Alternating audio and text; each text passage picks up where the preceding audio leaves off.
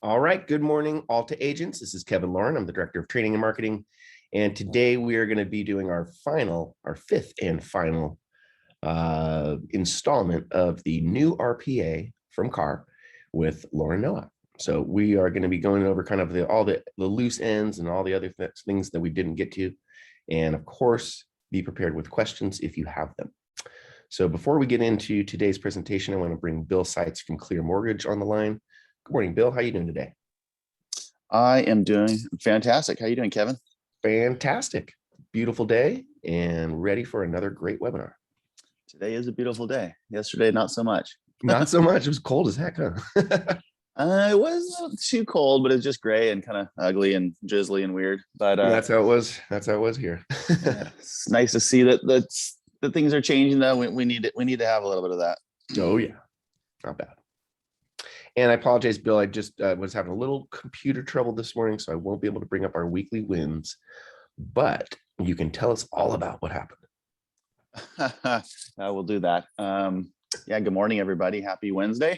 I'm filling in for Cameron this morning on the Clearview update, but just a quick couple updates. As far as rates have been super volatile the last couple of weeks. Not that there's any major moves in regards to the overall rate. It's generally been fluctuating between about 1/4 and 3/8 of a point. But in our world it can be a lot. Last week's headline was the Omicron variant, and the news cycle went crazy, and every talking head and every channel is talking about that. So they like to obviously blow things out of proportion and out of the park. No, really? Yeah. News sells, right? There you go. But yeah, it seems like that's calming down. Rates actually did improve quite a bit once they had gotten the fear cycle started. Now that that's kind of calming down, it seems like rates are starting to go back up. Just looking at the 10-year this morning, it's up about 6 basis points. So it's definitely trending back in the northerly direction. Yeah. But so I do expect that to keep, unless there's some other news cycle event, it's probably going to keep going up towards the end of the year. So just keep that in mind. Another thing I wanted to mention to everybody is that we have a new product that United Wholesale announced, and on their jumbo loans, they have an interest-only program now, which is kind of neat. I'm kind of excited to have that opportunity to, offer that to clients, because a lot of the high net worth clients, as you know, for those of you that are working, generally in the $1 million plus, price point, a lot of these, higher net worth individuals like to use interest only.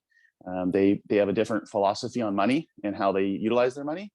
And they're not so concerned about paying down the principal of an asset. They're just looking to leverage and put money in different places, and also just keep their payment low. So we didn't have that option before, and now we do. So that's kind of a nice little feature for those types of loans on the bigger loan amounts. And so, if there's someone out there that you may know of that's looking for that product, we would love to help them or talk to them. And finally, I know we kind of hit on this week's wins as kind of our weekly theme. Our rep over at United Wholesale is kind enough to send us a kind of snapshot of all the great things that we're doing as a team over at Clearview. And as I know, Kevin, you can't pull it up, but you guys have seen it in the past weeks. We've got a 12-day clear to close. We've got a 16-day clear to close, 6-day clear to close, 1-day approval, 1-day approval, same-day approval. So everybody over here is humping. And if you don't have a good mortgage go-to, we'd love to work with you guys here, anytime in the near future or starting the next year. Absolutely. And that's all I got. Well, thank you, Bill. Appreciate the update.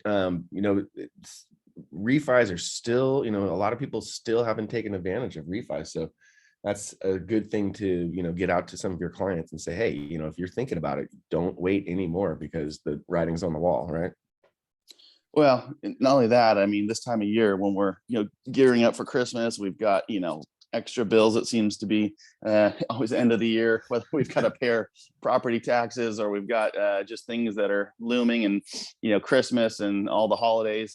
It's a good time to consolidate debt and pay it off, because we're sitting on record equity. So for all the homeowners out there, you guys are sitting on your record equity with the most we've ever had in the history of this country. So you might as well clean that stuff up and get into a better cash position. Less debt is a good thing, and what a better way to utilize a low interest rate off your home.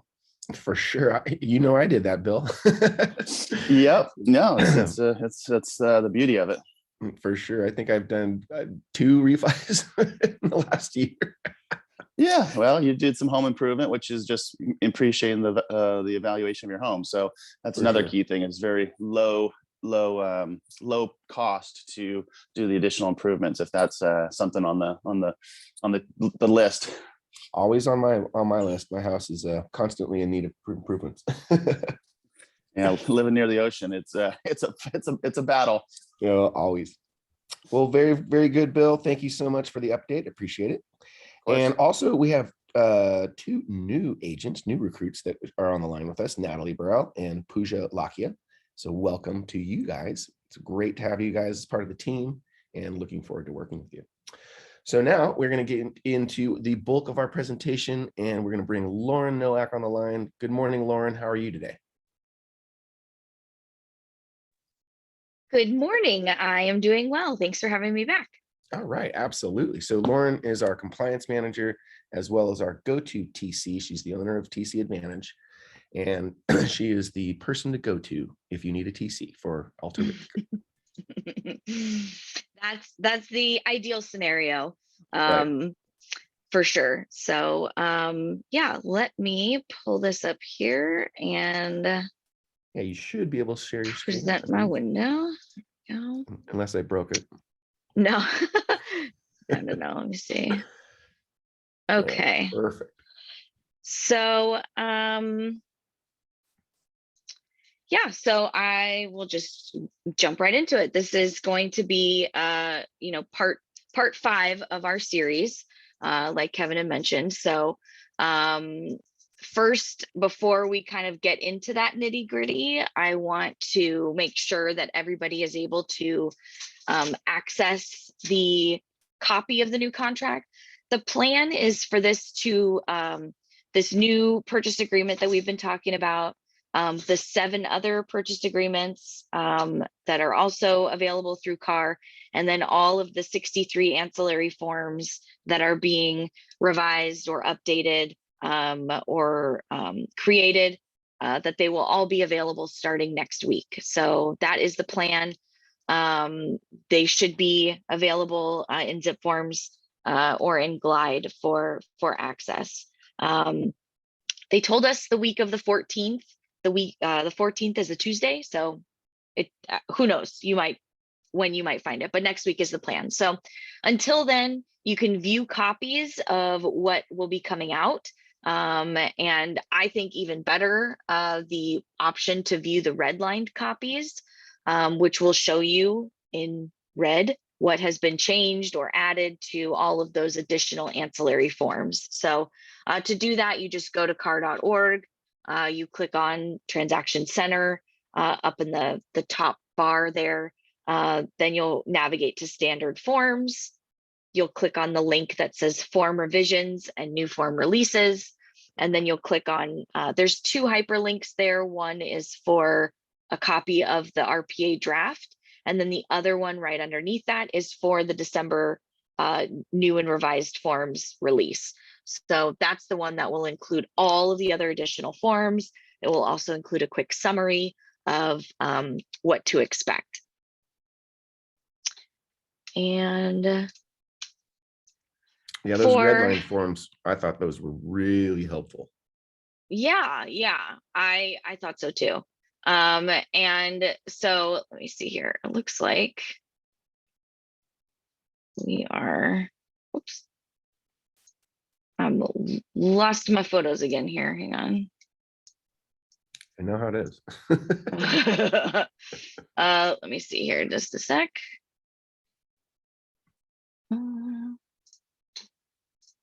It's not helpful if you guys can't see copies of what we're what we're working on. Let's see. Okay, let's try this again. I always forget I have to have a separate special window open so that it will open all of my photos along with it. So here we go. We're all having technical difficulties this morning. Just the way it goes. Just need more coffee, Lauren. Right? Never enough. Okay, Never let's enough. try this again. Okay, there we go. So for those that are not familiar with the series or are new, I just want to give a little background on who I am and my experience with these forms and my qualifications to even be speaking on it. I've been in the real estate industry since 2009. I am the owner operator of the TC Advantage, an independent transaction coordinator company, and we've been around since 2013. In that time, we've closed over 2,700 transactions. This year alone, we've closed over 500, and our goal this year was 600, but we're looking at around 565 is what we might end up with. So we have a lot of experience. It's myself and 2 lead TCs. We are licensed. We don't practice, but we are licensed so that we have access to education like this. And through that license access and education, I've become CAR certified as a transaction coordinator and also as a forms trainer. So this webinar today is number 5 in a series, and we've been doing these weekly leading up to the release of this completely new purchase agreement. So I just kind of want to review everything that we've talked about so far. And of course, as a reminder, these webinars are recorded and they're available online. So if you've missed a previous webinar, or if you just kind of want to refresh your memory before everything is released next week, you can find them, I believe, on YouTube, right? Let's see. So Yes, YouTube. Sorry, I was muted. perfect. No, that's okay. So our first webinar was an hour and a half of a beast, where I kind of went over this general overview and an introduction to the whole new layout. We talked about the grid and how all of the adjustable negotiable terms have been moved to this section in the first 3 pages of the contract. And there are no other fillable fields for the rest of the contract until you get to the final signature pages. We touched on those signature pages as well. One for the buyer and seller, one for the agent. And just a reminder too, that the section on the agent signature page, where it talks about the designated electronic delivery address, that was predicted by CAR Legal to be probably the biggest mistake or pain point for agents in this entire rollout. So pay close attention to it. I've already seen, since we did that first webinar, that they've actually made a few tweaks to that section to make it a little bit more clear, where when you're writing the offer, the section for the listing agent's designated electronic delivery address, they've added text that says this is for the listing agent to fill out. So don't like pre-populate that section or anything. And then we've even touched on some of the headliner changes and some of the main updates that everybody should be aware of. Then our second webinar dealt with all things money, how to write up and receive offers with different types of financing, how to navigate the contract around appraisals, what you need to know about deposits and increased deposits, how to deal with credits, and then areas in the contract that might generate additional costs for that you or your clients weren't expecting. Our third webinar was a mind bender that dealt with all of the due dates and the timeframes in the contract. We first established the specific definitions of terms that are written into the contract towards the end, for definitions on things like days and delivery and what those mean and how they are applied in the contract. And then we practiced counting out calendar dates and delivery options for things like the notice to perform and the demand to close, and how there are different types of, the performance dates and things like that, and how to apply and execute those options. And then last week, we sifted through some of those 63 ancillary documents, and we got really familiar with the different types of addenda and advisories that could be or should be incorporated into the contracts that you write or you receive. And two of the new addendums are going to be replacing entire purchase agreements. So the probate purchase agreement and the mobile home manufactured home purchase agreement will be going away. And we'll just use these addenda instead. So today we're going to wrap up this series, and we're going to touch on the specifics of occupancy and possession. We're going to talk about cancellation of contract, and then kind of everything else that's left within these 16 pages that we haven't already covered. So if you've stuck with us each week, congratulations and thank you. Let's get into it. So the first scenario I want to touch on is the tenant occupied property. We've mentioned this a little bit in the past, but I really kind of wanted to dive into it more today. If an offer is written while the property is tenant occupied, then the tenant occupied property addendum must be used, and that is the TOPA form. This is replacing the TIP form, or tenant in possession. It's not necessarily an entirely new form. It's the TIP form on steroids and kind of expanded a little bit. So remember, this is an addendum. So we are adding terms to the purchase agreement. And you can't just throw this form in later with the disclosures and be like, oh yeah, there's a tenant, blah, blah, blah. This includes terms that need to be agreed to and negotiated prior to acceptance. Lauren, The other thing, yeah, go ahead. I can see that being a problem straight away. Oh yeah, 100%. This is going to be a problem, but yeah, thank you for pointing this out. Yep.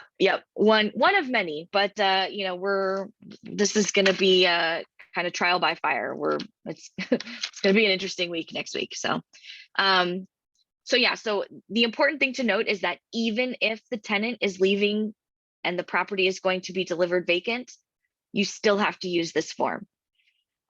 If that's the case, that the property will be delivered vacant, then you have to check the specific box in section 1B of the TOPA form, because the default for this form is that the tenant will remain at the property.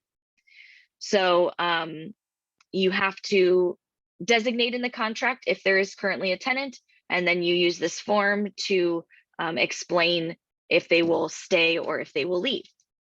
Now, if the seller says that the property will be delivered vacant and the tenants will not be occupying the property after closing, if the seller can't get the existing tenants out prior to close of escrow, or there's a box to check where you can say 5 days prior to close of escrow, then this form gives the buyer two options. So they can either cancel the contract. If they cancel the contract, then they are entitled to get their deposit back, and then possibly receive reimbursement for reasonable out-of-pocket expenses. If they've paid for a home inspection report, appraisal fees, that sort of a thing. They get all the way down to the wire, and at close of escrow or 5 days prior, the tenant's not going to leave, then that's one of their options. The other option is that they can proceed with closing escrow.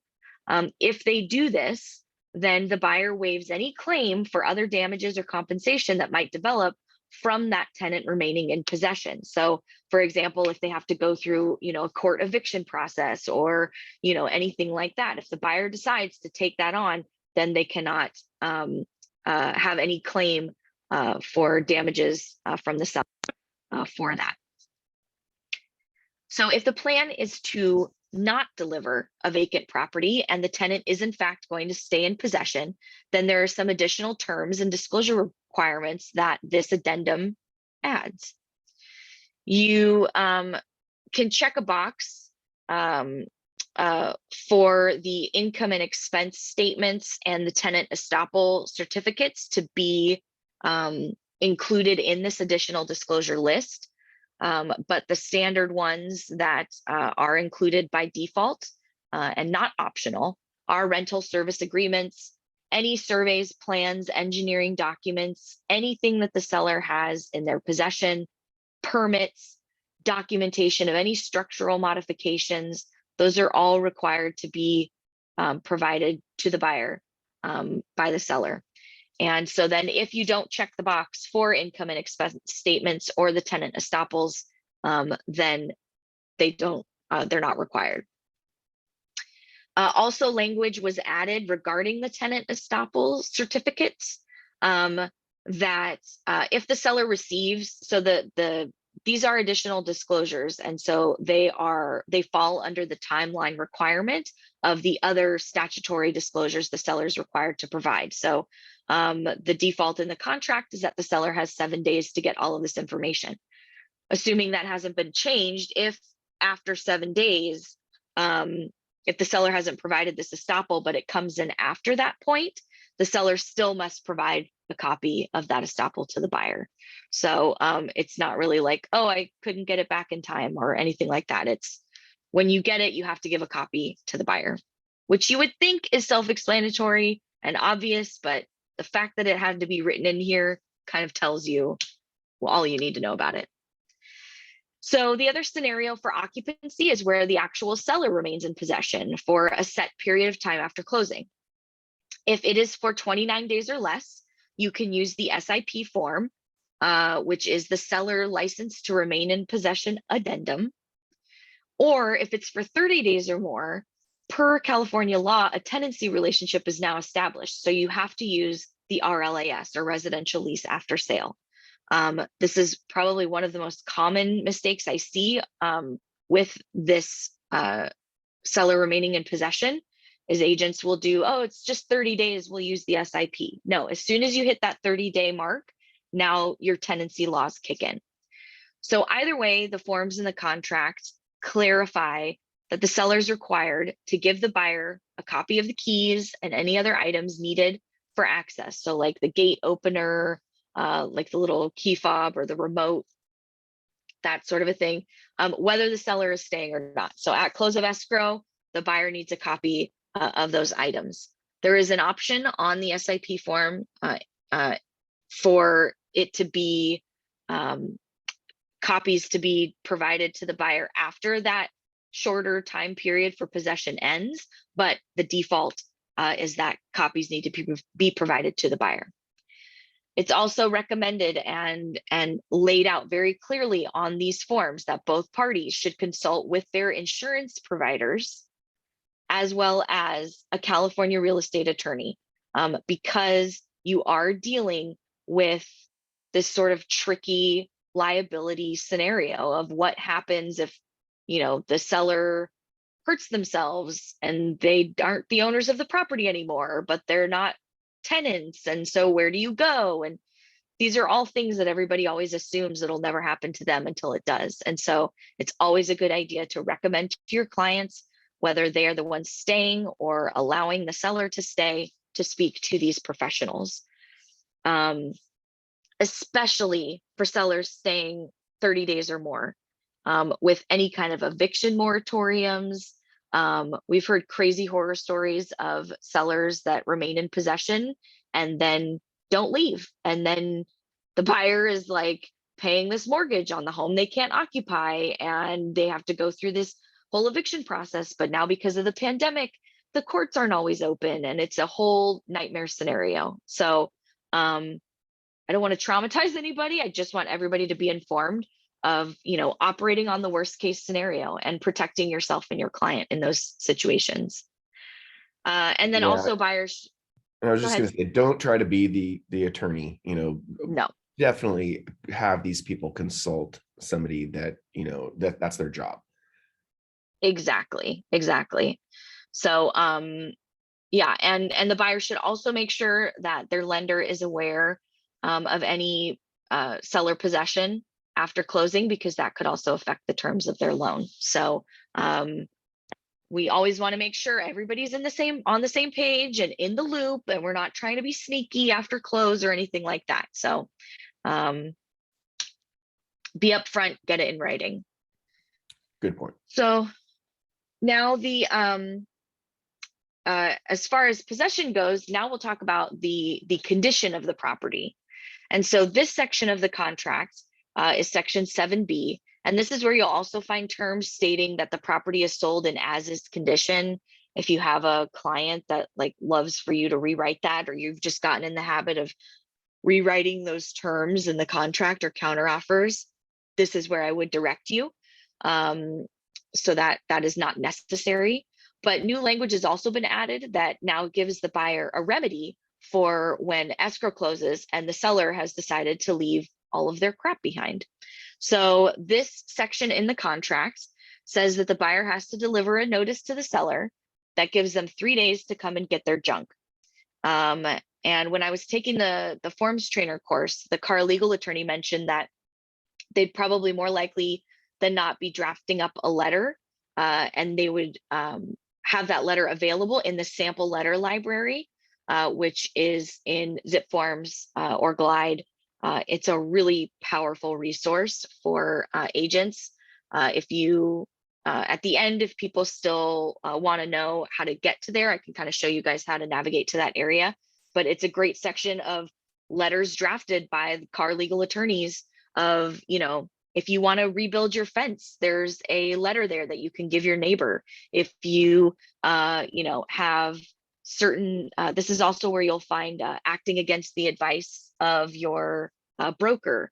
If your client decides to go rogue, there's all kinds of great letters and forms in that library, sample letter library. So they're planning on probably drafting something that will help with this sort of notice for the buyer delivering to the seller. But buyer has to give the seller 3 days to come and get their stuff.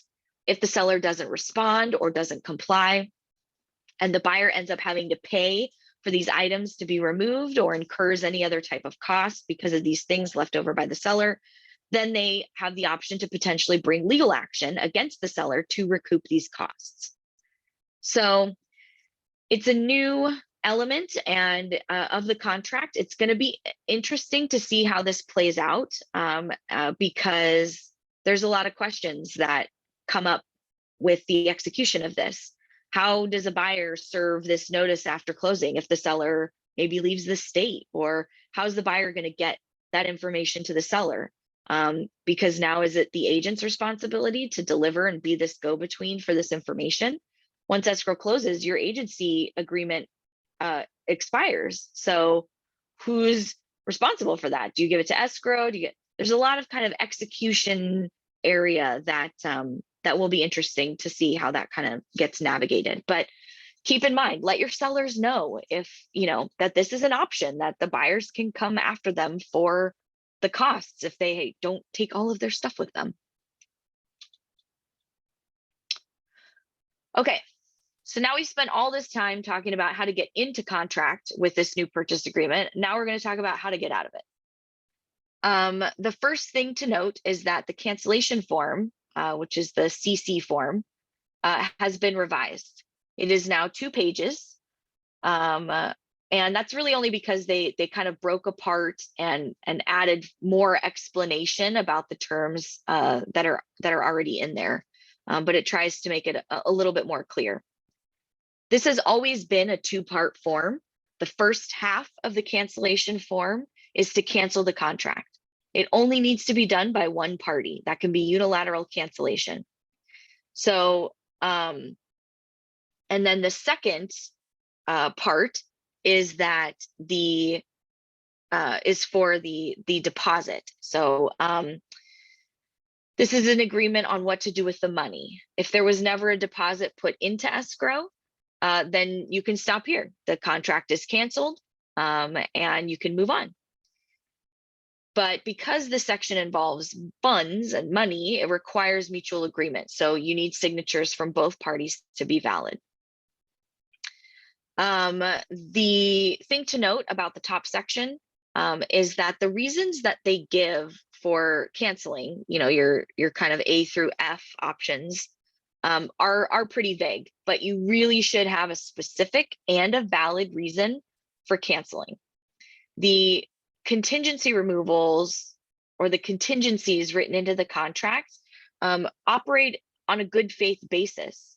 So things like disclosures, if the buyer receives the disclosures and they say, well, we're canceling based on the disclosures, there is this element of good faith that, like, yes, there is actually an issue that came up in the disclosures.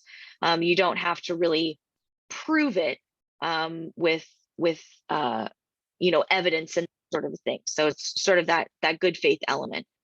But if the buyer doesn't have a reason or a valid reason, then the seller can make the argument that the buyer is not canceling in good faith, and the transaction would still have to go through. So you have the section C, 2C here at the bottom for the full release of funds. It's a little misleading because it's not a full release of the funds. It's the initial deposit minus any fees or costs or escrow cancellation fees or that sort of a thing. So it's not necessarily a dollar for dollar amount. It could be, but not necessarily. The options are that the seller authorizes release of the deposit back to the buyer. The second option is that the buyer releases their full deposit to the seller. Or the third option is that the buyer releases some funds to the seller and then they get back the rest. So those are three options that can be selected and addressed for the deposit. There's also an additional section, Part D, that is for a partial release. And this is kind of a new concept that they've added. And this is where both parties can agree that, look, the contract is canceled. We don't want to go through with closing this escrow together, but we can agree on how to split the money or what to do with the money. So by signing this partial release, they are essentially releasing the obligation of the seller to sell to the buyer and the buyer to buy from the seller, and they can sell to somebody else, but the funds still need to remain in escrow until escrow receives mutually agreed upon instructions. Okay. The contract is full of opportunities to back out or cancel the agreement as long as the appropriate conditions for those opportunities are met. So for example, there are 7 ways to cancel based off of just contingencies alone, and they all have multiple layers or elements. So for example, the loan contingency, the actual loan contingency is 2-pronged. The property qualifies, which is the appraisal element, and then that the borrower qualifies, which is more kind of a bulk of the loan element. If the buyer removes this appraisal contingency, it removes that one prong of the loan contingency, but not the whole thing. So the lender still has a right not to loan to the buyer because of the appraisal. But if the buyers remove this appraisal contingency, the buyer can't cancel based on the loan contingency if everything else for the loan is approved, if that makes sense. So they can't say, oh, I can't get a loan if the appraisal is the reason they can't get a loan and they've removed that appraisal contingency. Same thing with like insurability. So the lender has a right not to loan to a buyer if they can't obtain fire insurance. But if the buyers already removed their inspection contingency, then which covers making sure that you can get insurance. And if they've already removed their inspection contingency and then the lender is like, no, we can't, like, you have to get this insurance or we can't do the loan, the buyer can't cancel the contract based on the loan contingency because that specific element is related to the inspection. So it's really important in all of these areas, all of Section 8, that you guys get really familiar with and understand all of these specific elements. And it helps when you're on the other end of the cancellation process to be able to really hold the other party to this agreement. And all of these 16 pages provide boundaries and guidelines for each party to adhere to. And it's designed to be that balance so that one party doesn't have a massive advantage over the other in these types of scenarios. Another example is the title contingency. That has 3 elements of obtaining a title policy, reviewing the prelim, and reviewing any item or document associated with the title report. Those are all incorporated into this title contingency.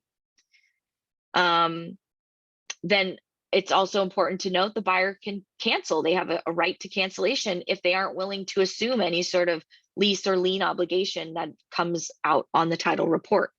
And likewise, the seller can also cancel if the buyer refuses to sign documents or agree to assume this lease or lien. So either party can cancel on the other for not agreeing to take on these responsibilities.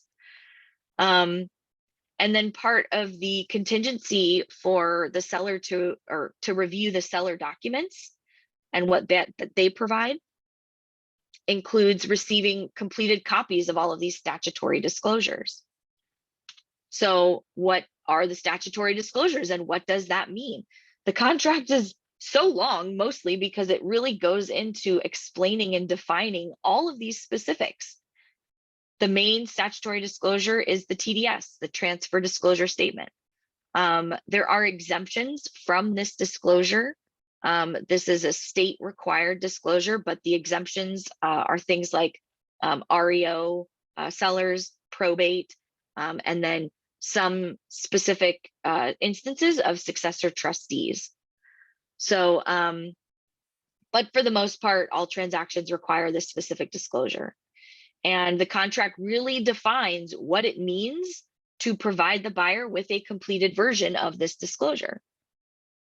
So directly from the contract, it says the TDS is considered fully completed if the seller has completed the section on page 1 titled Coordination with Other Disclosure Forms. That's that top section that gets missed all the time, where they have to check a box about any sort of additional disclosures. So that section has to be completed. And then the seller has completed and answered all questions and signed the seller's information section. So they have to check a box for every area that applies, for every question. And the seller's agent, if there is any, has completed and signed the seller's agent section, which is section 3, or if applicable, their agent visual inspection. So when they, page 3 of the TDS notes that there is an agent visual inspection attached, that AVID is now incorporated into the contract. It's a part of that TDS. So it needs to be completed. It needs to be provided at the same time as the TDS. Those timeframes have to be the same. If the AVID is delivered way later, then you have not received a completed statutory disclosure. And so the buyer would not be obligated to remove that contingency if the listing agent's AVID was not provided at the same time as the TDS. And then just a reminder that section 1 of the TDS replaces certain disclosure obligations. This is different from supplemental disclosures, which adds to or updates existing information. This is basically saying use these reports as kind of overriding information or in place of the other, me having to explain it to you basically, or write it down, view these reports. As always, if the seller becomes aware of any new information, they have to put it in writing on an addendum, or they can provide a revised version of the TDS. The section of the contract also explains that the seller doesn't have to do that for things that, for example, come up in the buyer's home inspection. So if I've had, the seller has filled out the disclosures, we send them over to the buyer, and then the buyer is like, well, these things came up in the home inspection report and they're not here in the seller disclosures. These aren't accurate. The seller should update their disclosures to reflect what's been in the home inspection. And it's like, no, that's not necessary. It's only what for the seller's knowledge at the time that that form is completed. The other statutory disclosure is the SPQ, or the Seller Property Questionnaire. This is a contractual requirement, whereas the TDS is statutory or state required. If a seller is exempt from providing the TDS, then they are exempt from providing the SPQ and are required instead by the contract to complete the ESD, or exempt seller disclosure. The ESD does not replace the TDS, which I think is really common for agents to kind of confuse that. You either fill out the TDS or you don't. If you do fill out the TDS, you fill out the SBQ. If you don't fill out the TDS, you fill out the ESD. The ESD is essentially the first 10, 11 questions of the seller property questionnaire. They're identical. So it's used when the TDS is not required. The property questionnaire has been reformatted a bit, and there's a lot more text up on that first page. So you'll notice right away, kind of just visually, that change. The question that is last on the current SPQ has been moved to the very first page and is now the very first question. And this one talks about any documentation regarding the condition or repairs of the property. Is the seller aware of or in possession of any reports, documents, any of that kind of stuff? That's the very first question. They've also added a lot of past or present language to some of the questions. I think currently it's like, has there now or ever been, is the language, and it's kind of confusing. So they reiterated that. And then they've added a couple of questions to the questionnaire about any past or present neighbor disputes. If the property is being used or has been modified due to cannabis cultivation or growth. That's, I think, more for some of our friends in Central Valley, California area. And then if the name of the city and the mailing address and the city with jurisdiction over the property are different, which you'll remember from our very first webinar is right up at the very first page at the top, right underneath the address is notifying the buyer that, hey, this might be different. So they'll want to check this new question to see if that is in fact the case, or the seller is aware that that is the case. And then they also added vaping as an option to the question about if anyone smokes on the property. So does anybody smoke or vape on the property is now. The times are changing, right? They are. So, you know, CAR, they're just so with it and updated. Wow, they're very prolific. So the FHDS, this is the newest disclosure form, and this is the Fire Hardening and Defensible Space Advisory Disclosure and Addendum. It's already been changed twice, and it's confusing as hell. So I'll do my best to kind of break down the intent of it. It's confusing mostly because it's a 3-in-1 form. It is an advisory, it is a disclosure, and it is an addendum. So it serves 3 different purposes. The disclosure requirement applies only if the TDS is required and if the property is located in a high or very high fire hazard severity zone. The advisory and addendum element don't conform to those same kind of restrictions. So the default on the form is that the property is in a high or very high fire hazard severity zone. So I get a lot of pushback sometimes from people that feel they don't have to provide this form because it's not in a high or very high fire hazard severity zone. Unfortunately, you need the form in paragraph 2 to disclose that it's not in that area. It's also something that, because there is that addendum element, which we'll get to in a second, it's something that the buyer can provide with their offer and include the terms that if it does apply, then these are the terms that they are asking for as far as remediation or compliance for these obligations. Lauren, so the first, yeah, go ahead. Who's going to ultimately determine fire hazard, the NHD? Yeah, they're going to be the best resource.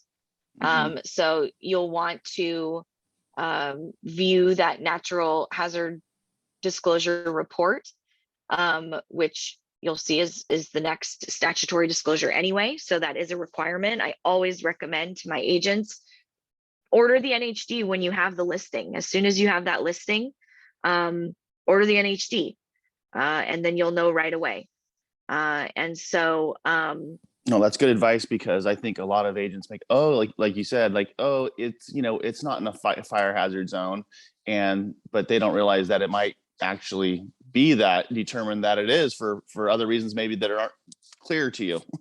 Exactly, exactly. And so there's a lot of, NHD companies out there that like provide their own version of this form, and they'll actually fill it out for you. So there's like, hey, if they want to take on the liability of saying, yes, we know for sure this is, is or is not in this zone, go with those companies. But it's something that both agents need to be aware of, and they need to be kind of familiar. It's not up to the agents to kind of determine this status by any means, but it's something that you need to know where to look. And if you're familiar with the area, if you've, sold a property previously in the same area and that was in a zone, and now, you get a disclosure saying that it's not. The other thing is that sometimes these things adjust. If there's a property that was very close to one of these zones, maybe the map was updated and it's now included.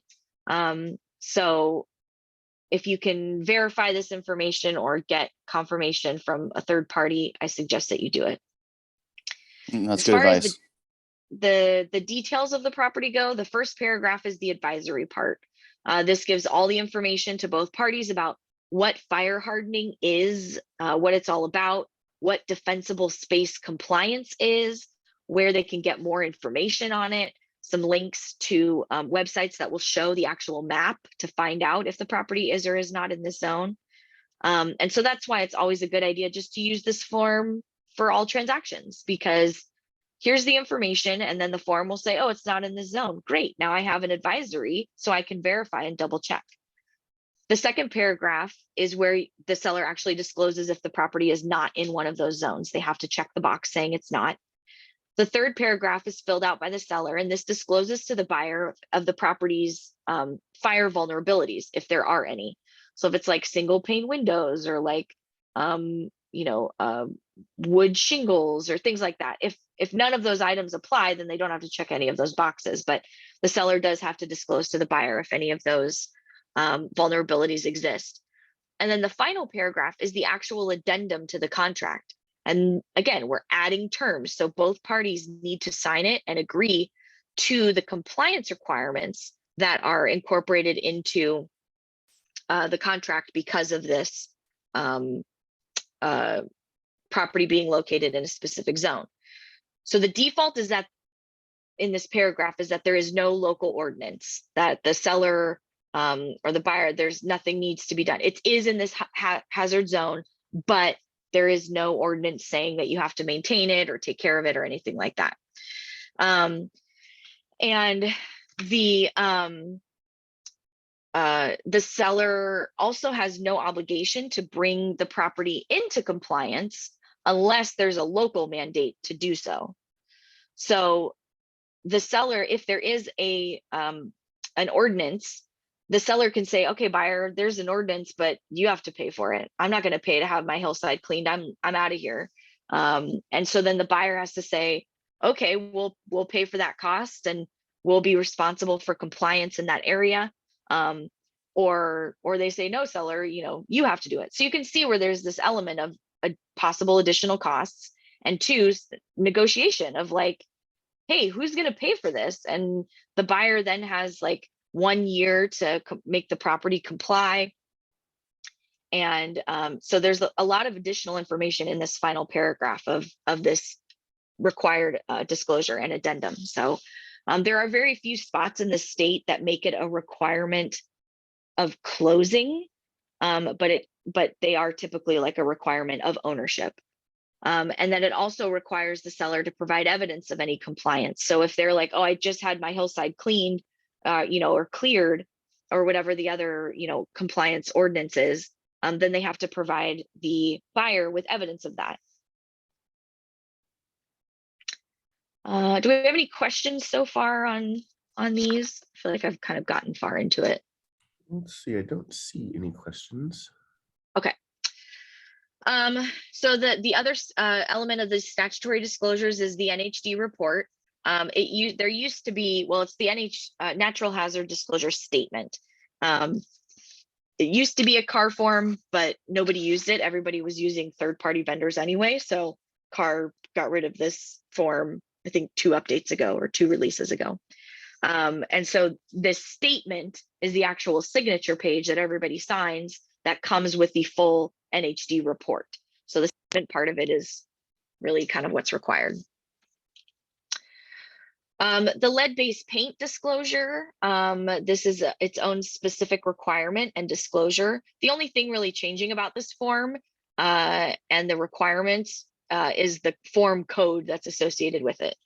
Currently, the lookup code is FLD, which was meant to stand for Federal Lead Disclosure, but people couldn't find it when they were looking it up, or they kept thinking it was a flood disclosure. So it is now, the new code is LPD, which is lead paint disclosure. And this disclosure is only required for homes built prior to January 1st of 1978. If the property is built after that, you don't need this form. So I say SBSA-ish because these are specific notices that are a statutory disclosure requirement. But these are included in the SBSA, or the statewide buyer seller advisory. So last week we talked about how the SBSA form itself, the big 14-page guy, isn't actually a statutory disclosure, but there are elements of it that are statutory. So it's just a more safe bet to include the whole SBSA form as a general advisory on the purchase agreement. But if for whatever reason it's not incorporated, or the seller says, I'm not going to provide it, there are specific disclosures, I don't remember off the top of my head, that address these 2 individual notices. And so you can get 2 individual disclosures, or you can just have the general SBSA form. And then the final disclosure requirement,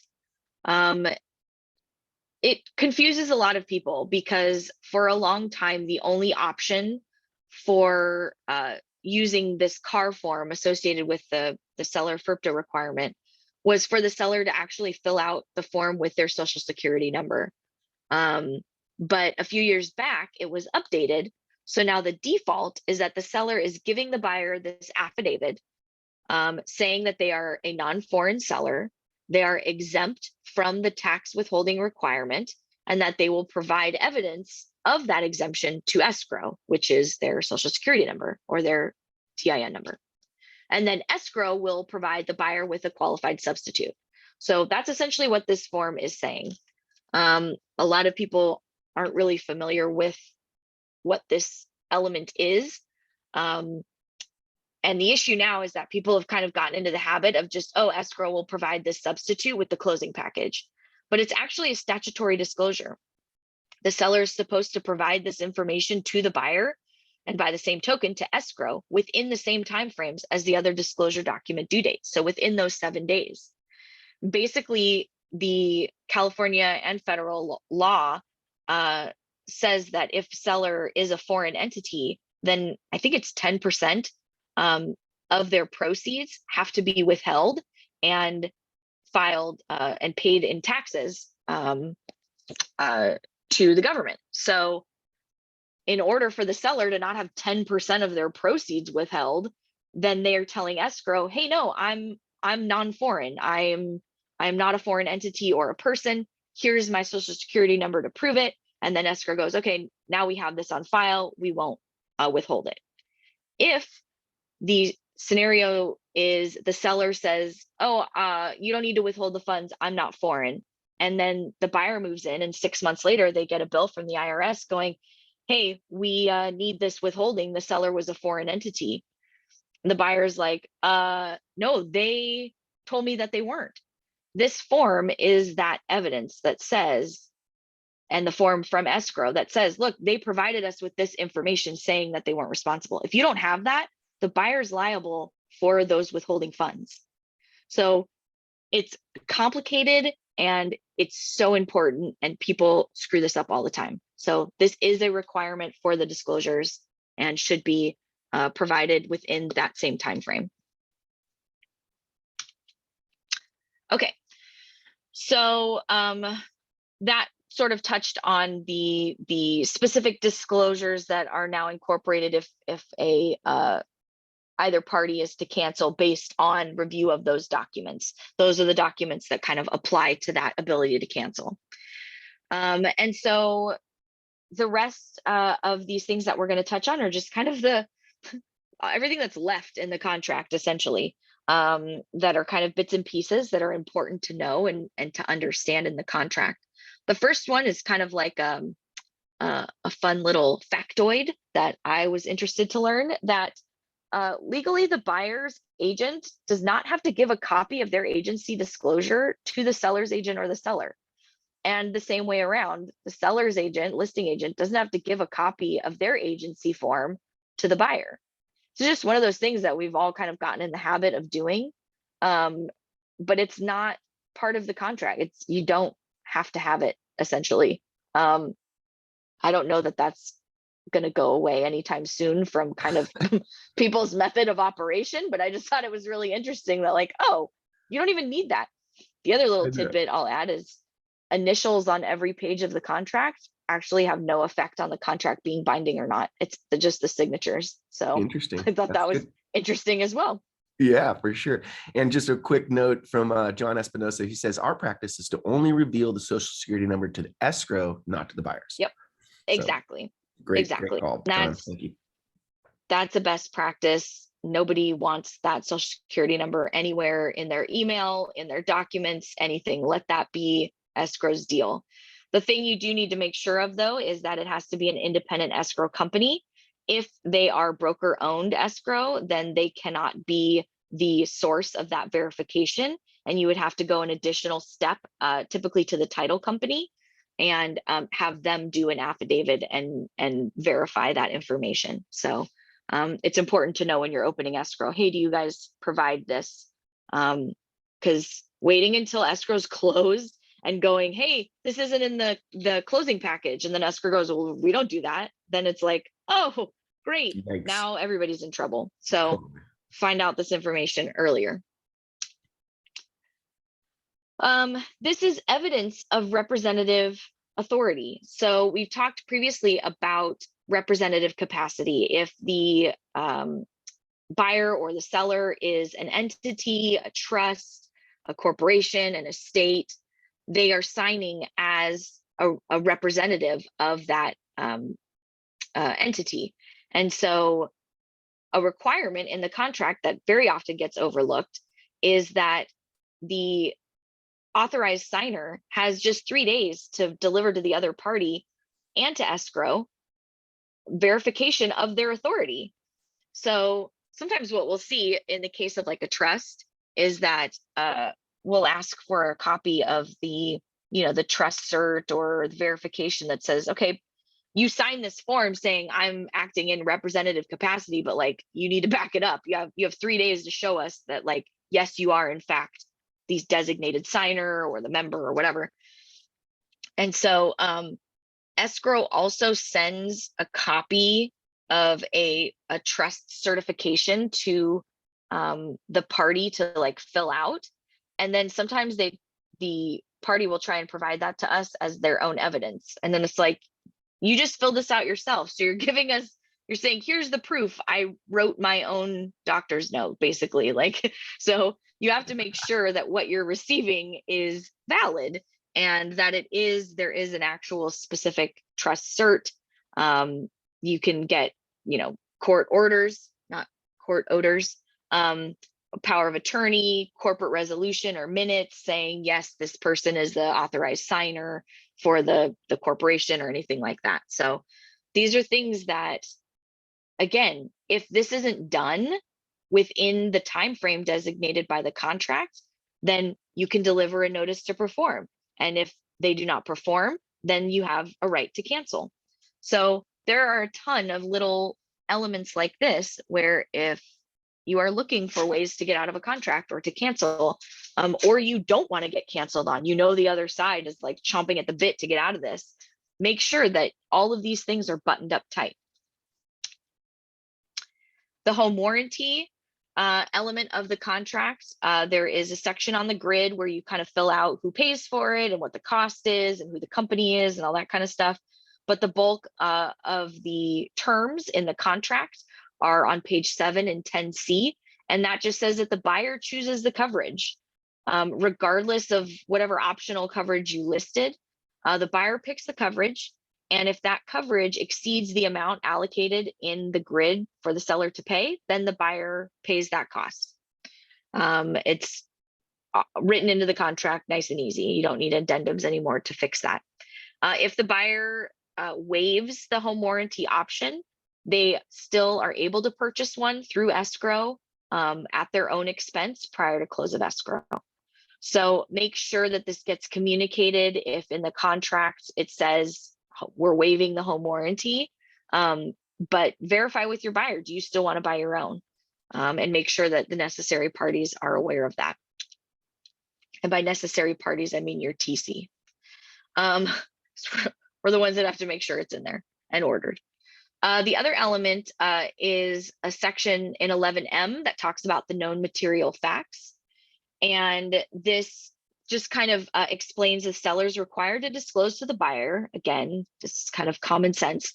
Among other things, any known insurance claims within the past 5 years, or provide the buyer with permission to contact the lender to get such information.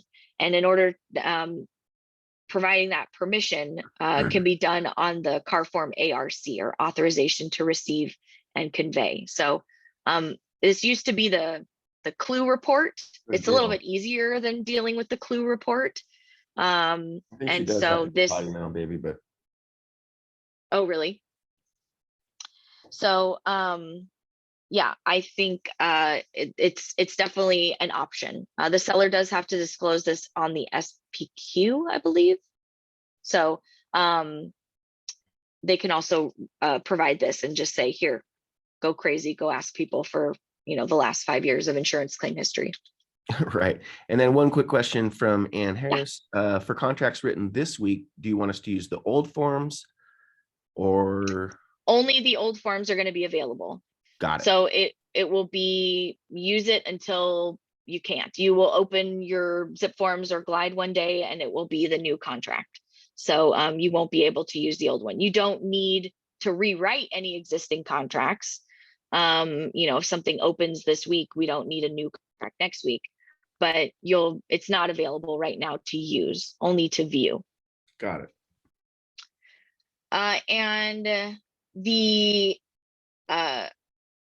other term that's in the contract in section 12E, which I found interesting and useful, there's a section that says the sellers advise that certain protections may be afforded to them by recording a notice of non-responsibility. This is a CAR form that does have to be notarized and then actually recorded, but it might be useful if the buyer is having, maybe paying for their own repairs or having their own, vendors or people on the property doing work before close of escrow. This basically gives some protections to the seller if anything happens, or, mechanics liens and all that kind of stuff. So it's good to know if there's any kind of extensive work that's getting done and not paid for by the seller. This is good to know. In regards to the repair request, again, this just kind of restates the obvious, but the fact that it's written in here tells you that people still need us to restate the obvious. The seller is not required to agree to or even respond to any of the buyer's requests. If the seller does not respond or does not agree to the response, the buyer is not entitled to still have any of these repairs made. Their option is, if the seller says no or doesn't say anything at all, the buyer can cancel. If the seller does just agree to repairs and they decide to do it on their own, that's fine, but they must prepare a written statement indicating the repairs performed and the date of those repairs, and whether they do the work or not, they are required to provide the buyer with receipts and paid invoices. Okay, liquidated damages. This is kind of like the FERPTA, this whole liquidated damages, mediation, arbitration section. People say the words, but don't really know what they're talking about. So for liquidated damages, this is on the new contract. They have taken this section and the arbitration section, spaced it out, put a specific box around it to bring attention to it. And it's very important. And it's also required, both of those items, for both parties to agree to it and initial it to make it part of the contract. So this part of the contract says, we're really not sure how much actual damages will be if there's a default in the contract. So we're going to agree in advance to what those damages will be. And in the event that we're dealing with the residential 1 to 4 unit property that the buyer does intend to occupy, in that case, then the amount would be no more than 3% of the purchase price. So if the buyer's deposit is more than 3% of the purchase price, then the seller's only entitled to up to 3% for liquidated damages. The rest would go back to the buyer. You also need to take into consideration circumstances at the time the contract was made and the price and other terms of any subsequent sale or contract to sell.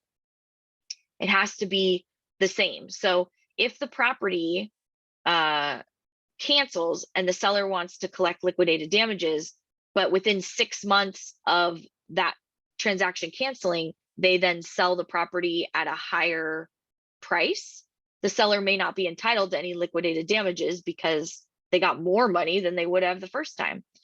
So this section kind of lays out those specifics. Mediation, this paragraph is in the middle, in between liquidated damages and arbitration. And this is required by the contract. It's not something you initial or agree to incorporate. It is in the contract. This provision applies whether or not the arbitration provision is initialed. In the current contract, I think it's like 21A, and then arbitration is 21B, or maybe 22. Anyway, one's A and one's B. And so it's often assumed that those go together when they're initialing. And so they've made it really clear, this is separate, this is part of the contract. Mediation will be conducted through the CAR Real Estate Mediation Center for Consumers. They don't have to use that mediation company. But if both parties can't agree to something different, then this is the default. This is who gets used. If the seller remains in possession and then refuses to move out, you don't have to go through mediation. You can skip over that and go straight to the additional kind of escalated remedies that are available. And the final note that we'll touch on is arbitration. Again, both parties have to initial to activate this element, just like with liquidated damages. And the question is, who conducts the arbitration? Currently, the way it's written is you go to court and are told where to arbitrate. And that kind of defeats the purpose of arbitration because you're trying to avoid court. So now they have it so that any provider or service that's mutually agreed to by both parties. There are so many out there that CAR couldn't pick a specific one. And so there is an option on the form to write one in if there is a preferred company, but I always say the biggest vulnerability is agents that have a blank form. So please note, this blank section is not the realtor's role to recommend a company or for you to have a preference. This is only if your client has a preference for a specific arbitration company, then you can fill that out. Otherwise, don't touch. Consult a legal attorney. And that's it. That's all that I've got. I think I've covered every square inch. So well, that was extremely thorough, Lauren, and we really do appreciate that because this is just going to be a heavy lift for everybody. So very well done. And as you all know, this will be available in the replay. We'll get that replay out this afternoon. And if you need to go and review any of the other parts of the series, go to YouTube, do a search for Alta Realty Group. Our channel comes up, click it, and it'll be the last, basically the last 5 or 6 webinars. So that is how you get access to all this great information if you forget. All right, perfect. Well, Lauren, I really appreciate you coming on the webinar. Agents, really appreciate you guys showing up for the webinars every week and learning how to, not just deal with contracts and new stuff like that, but also learning how to further your businesses and, really make an impact in your community. So, Lauren, thank you very much. Have a great day. My pleasure. You too. Thanks so much. All right, guys, agents, get out there, make it a great week and a productive week, and we will see you guys next week on the webinar. Bye-bye.